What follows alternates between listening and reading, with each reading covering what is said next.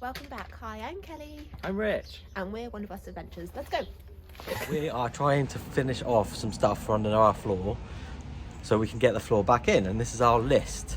We have extend the wire in to the sender and the solenoid. We need to run this trunk in, seal the dowels in the floor, paint the floor bottom, test water pump setup. It's quite a lot and it's absolutely freezing today, isn't it? Yeah, and none of these are ticks yet.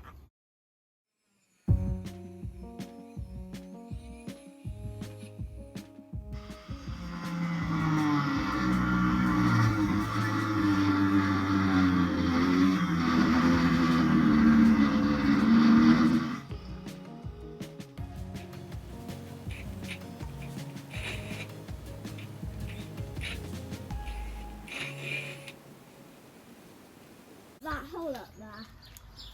No, that one's supposed to be empty. Oh, all the rest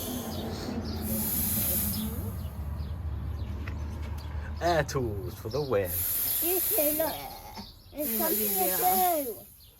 Huh? There's some here too. Yes, I know. This is our air gunny and it is awesome. We recommend you get one because it just saves your arm so much pain. It's really easy to use. You literally just press it and it comes out. We're having a bit of a mint today, so if you're enjoying our video, please like and subscribe because we need cheering up. It's so cold. You can't really tell, but it's snowing today. Snow! Let it snow, let it snow, let it snow. I can't believe it's snowing. And me? I didn't think it was going to get so heavy. I can't believe. It's snow. It's going no way.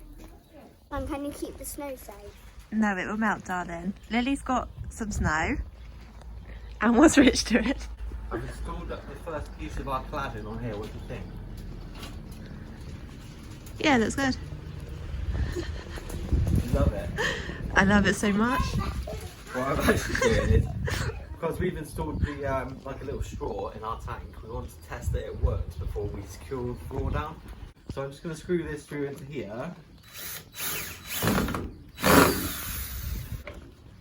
to see if it will draw the water up as we're hoping that it will, and then just dump it into a bucket. So yeah, that's what we're doing today. Just sort of jerry rigged up the pump. Obviously this is not where it's going to go, but we've made sure the filter is on there, and we've got the pipe that comes from our water tank down here through our straw, the pump and an outlet. So I'm just going to wire it up to a battery, and then we're going to fill the tank up and see if it works.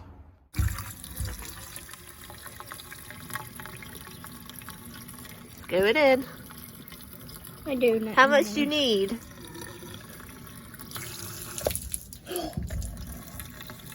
How much do you need, Daddy? Yay, the tank straw works. Show it again.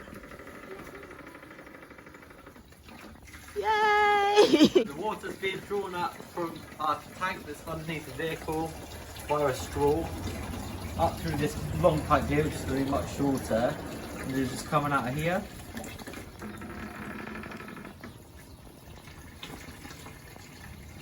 It doesn't sound that loud actually, it's not even mounted properly yet. No, it doesn't. Doesn't sound loud at all. The water's coming in here through the strainer, out here through this temporary pipe, and it's filling up our bucket. So we can prove that it works, which is good. Obviously when we install it, it's going to be a bit lower. And the front door's wide open, apparently. Why is it wide open? So there you have it. If you decide to put your filler point on top of your tank like we have, using a straw type contraption, we've proven that that will work. We're pretty sure it would. It's how they do it in boats, so we've not reinvented the wheel, but we wanted to test it. So if you decide to go down that route, you won't need to do this step. You can just run your pipe, hopefully, and then later on install your pump later on once all your interior's in. Weird that we had to do it this way, but glad we did. Peace of mind. We can move on to getting the floor down now, knowing that when we fit this up properly in the future, it's gonna work. So yeah, happy days. Don't want to go on about it, but yeah, we've bloody gone and done, haven't we? So we have tested the water pump and straw setup. So I'm pleased with that. So we've pretty much done everything apart from I need to paint just those bottom bits there where I've drilled out those holes. So paint floor bottom, and then we're ready to bolt this back floor section in the bus finally, and then move forward with our floor adventure. So I'm just going to tidy up and put this away. I'm going to drain that pump down and put it in the airing cover to dry out for the time being, because we're going to be installing that later on. And then I'll paint that up today and hopefully get that bolted in. Hurrah! When we replaced this wheel arch, well, when Luke replaced this wheel arch, the lip needed to be repaired. So I've just re-drilled through this bolt and this bolt, which will allow us to tighten that up from underneath. So that's going to be my job once it stops raining one of these days. So yeah, we've got this back section in, ready to be bolted up. And I've put this middle section in here. And these will all be held in with these high tensile bolts. On this larger piece here, what I've already done is put in some of these self-tapping screws that you can see here. So they're designed to go through metal, but I got them so they were slightly oversized for the holes that were already there. The reason why I've done that on these ones here is from underneath I actually cannot physically reach them to put a nut on underneath these sort of 1, 2, 3, 4, 5, 6, 7, 8, 9 there, but around the edge I can get to them. So we've got all of these bolts that run all the way around the side and all the way down the back. I will be able to get underneath to do up with the girls probably inside screwing them up whilst I'm holding on to the nut underneath. So yeah, good progress, good progress. Being a novice with the router is not ideal, but all I'm trying to do here, trivializing it a little bit, is take a couple of millimeters off of this edge. So what I've done is I've measured the width of my router to the cutting edge and drawn a line, which you can see here, and then I have screwed this straight edge here a couple of millimeters away from that drawn line. And then what I'm going to do is use this as a guide to run my router along here, and hopefully that will give me the straight edge that I need. So wish me luck, that's what I'm going to have a go at next. I am by no means an expert in using a router. This was in fact my first time, so I just took my time with it, took a little bit off with each pass. There wasn't much to, but 2 passes and it was done. See, I've run that along there, pretty happy with that, nice and straight. See how it fits. So that groove there, that was actually from the original floor. Not guilty, Your Honour. I'll sand all this up before sealing it up for the final lay, but let's see how it fits. Moment of truth. Moment of truth. Like a glove. That's nice and tight along there now, and as you can see, we've got an overlap underneath, but I'm going to put sealant in between just to make sure it's completely watertight. But if we check now, with the floor aligned, it should hopefully, when I pop this in here, oh, no, hang on a minute, yeah, align with the holes. He is bent. That was me. So all the original floor holes we can use. They're all aligned throughout the whole of the van now, which is really ideal. So I can get on underneath. Cal's going to be inside the bus whilst we add in all of these high tensile nuts and bolts. So happy days. I'm glad that went well. Hurrah! before I put the floor down, I bought a bunch of this mastic tape to run along this front edge here. So this is going to be under the floor, and I am going to seal it up with some sort of Shurflo type sealant afterwards.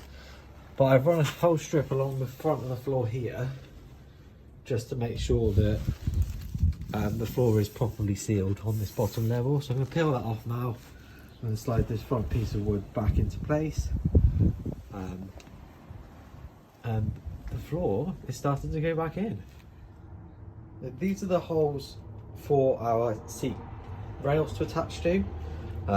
If you've watched previous videos, you'll know that we've got captive nuts underneath. So I needed to transfer the holes for these to the wood floor that lays on top. And how I've done that is using a piece of threaded butter. I climbed underneath the bus and marked with a little bit of grease in each of the holes on the bottom of the floor. The bolt holes for the seats are now drilled. I've just put them all in, so all 12 of them, just to make sure that they all go through and sit flush, which they do. Let's see if this blends it. Floor's almost in. What have we got to do today, girls? What are we doing now? Throwing a load of screwies in. Yeah, They're not screwies. and we're close to putting in the flooring, guys. We are, aren't we? And what do we need to do now, though? We need to do now is the nuts, the bolts. That's it, nuts and bolts. Daddy's going to go underneath and you two are staying in here. Drill from the top. Yeah.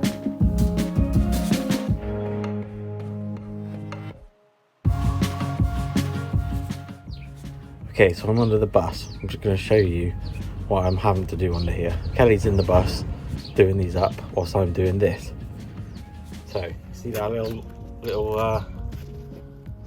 bolt there? Well, first thing I've got to do, because my flange nuts have not come, is balance a washer on there. I don't know what that was. Okay, oh, no, you can see the peril here, so balance that washer on here like so, and then okay, so now I've put that on there off camera for obvious reasons. Okay, and that's basically what we're doing.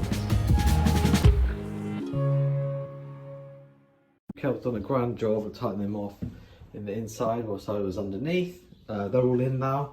Some of them we couldn't reach, so we did use those self-tapping screws in about 6 of them. The rest of them we have managed to bolt up. So it's all nice and secure now, no bouncing here at all. Next job is just going to tidy this out, and then I'm going to make sure it's all sealed all around the edges, which I'm going to use my new air-powered caulking gun for. Not done Install that. floor. Oh, install. Can't read your writing, Rich. Done that. We've installed the floor, and now we haven't done this. What do we need to do next? Seal. Seal the floor. So that's what we're going to do in a minute. Now, you'll hear lots of people talk about Shurflo being king, and it is brilliant stuff.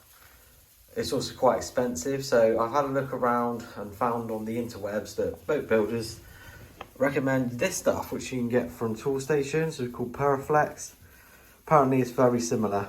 I'm going to put it in this bucket of warm water because it is -2 here today. Ooh, I didn't want that to happen.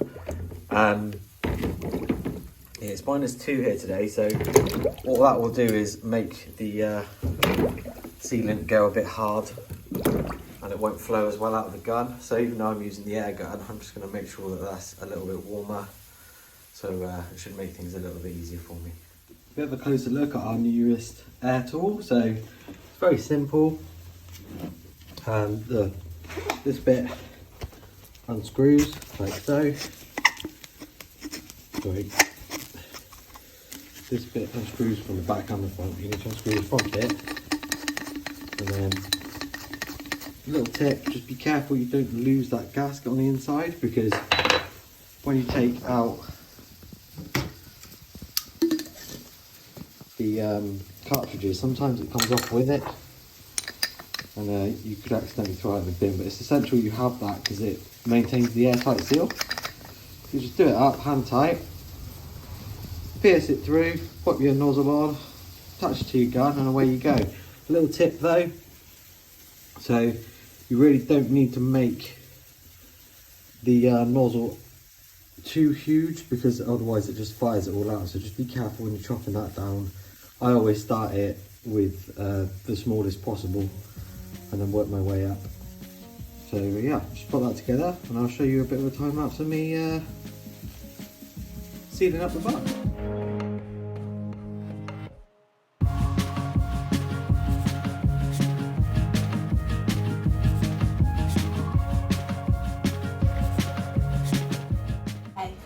We have officially finished Lord Listington. We've done the hole for the gas and we have sealed down the floor.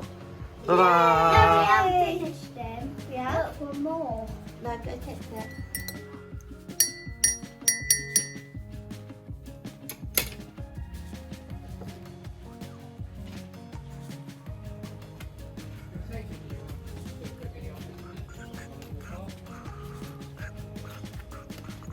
It's Luke here from Allen Automotive. As you can see, there's some pretty extensive rust and repairs that need to be done on this, on Richard's bus. The main issue with it was the main sort of box section spar that runs through the door frame was completely, utterly gone. The problem is, I couldn't just lop straight through it because this is fiberglass in the way and it's actually in pretty good nick, so I don't really want to destroy that.